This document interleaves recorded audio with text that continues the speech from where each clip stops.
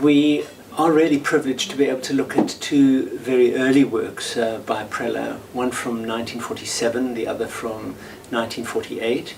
Behind me you will see an early small work which is a preparatory piece for a much larger Christ head. What's interesting about this small work is that it has been produced in a style that relates to the period where he was casting small slabs of plaster Paris in cigarette boxes, covering them with varnish and then painting, but scratching through to the white plasterwork. And in this Christ head you see the same almost sgraffito-like quality. Preller was making those small paintings because he was living on the whiff of an oil rag, and he was able to sell these small work for a guinea or two, which enabled him to eat while he was working on the larger pieces. It is quite a dramatic work. It has this large head which looks almost like as though it's turbaned. In the shape of the head there are allusions to Bruegel's famous portraits with these big turbans. In contrast to this work, when we look at the homage to Hieronymus Bosch painted in 1948, we see his strong interest in the work of Hieronymus Bosch and the almost surrealist-like qualities of the piece. Preller visited Paris during this period, and he collected a beautiful book on Hieronymus Bosch, and this became the source for a number of paintings. There is the famous work Symbols on a Beach, which was produced in the year after this and was related to his time in the Seychelles. One has a rather strange central image which comes from Hieronymus Bosch with this tree, this bowl, this flying fish, a figure impaled on a tree, a falling figure, and then a small owl at the top. It's an enigmatic image with this head which sits in this bowl, and again looks quite Florentine, the head, with this headgear. You will see that there are a series of quotations, this almost drunken fish in this foreground, a flipped up underview of a ray, a peasant woman holding her child, and then in the background this group of figures below a table and a flying fish. So many of these come from the Hieronymus Bosch triptych to St. Anthony. Interestingly enough, when he went to study in London, went to study theatre, not painting. And you can see the theatrical quality in this work, where the two books really become stage-like, and one has this dramatic theatrical lighting. One sees how he pinpoints particular figures through the lighting, and one sees this extraordinary little hand coming out from behind the red cloth. He's creating this series of quotations which in the end really look almost like a pop-up book. So it has this magical quality to it, but at the same time it is a disturbing work. So it sits in the kind of genre of surrealism, but most probably more closely related to the Italian metaphysical painters like de Chirico. What is interesting in Preller's work is that there are themes that repeat themselves in a kind of fugue-like manner throughout his life.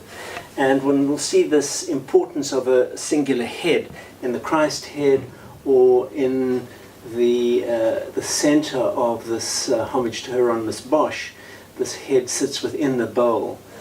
Here we have a portrait of the poet Opoliziano, who worked with Lorenzo de' Medici in Florence and was one of the great humanist poets. This is part of a pair of works which were shown on his last exhibition at Goodman Gallery in 1975. These works have this jewel-like quality. In fact, the one above it comes from the same exhibition with this very beautiful conus shell.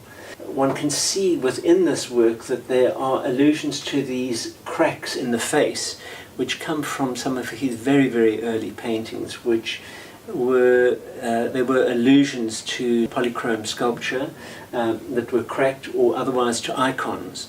And you can see the kind of iconic quality in the piece, where it has this direct gaze and kind of power in the stylized nature of the image itself. And he has this beautiful red little hat on, which is related to some of the Florentine portraiture of the time. We see also this kind of hat being used all along the east coast of Africa.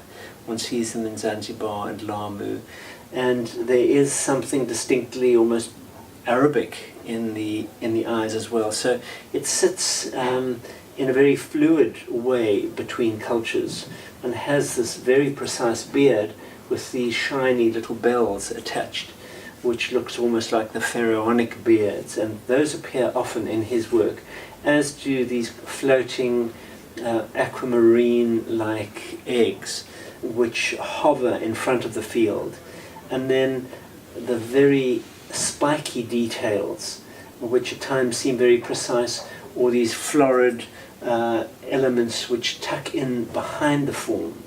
We see those conventions here within the portrait, but we also see them within this painting of the shell, which is entitled Undeciphered Message.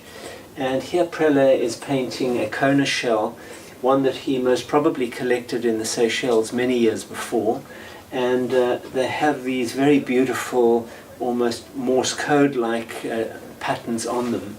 And so he's alluding here to a kind of hidden language within nature itself.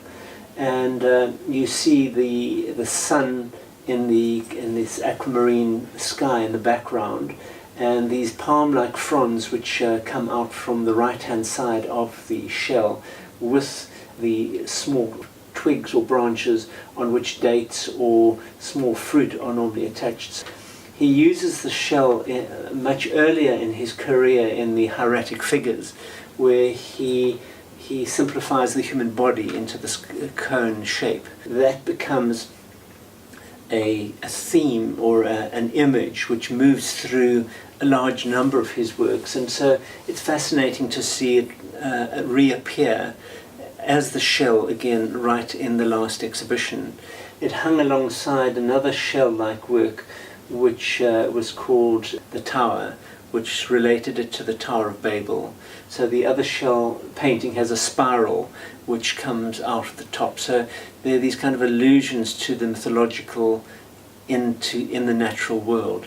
And so Preller was a real master at conjuring this metaphysical, metaphorical, symbolic world in which he lived and created.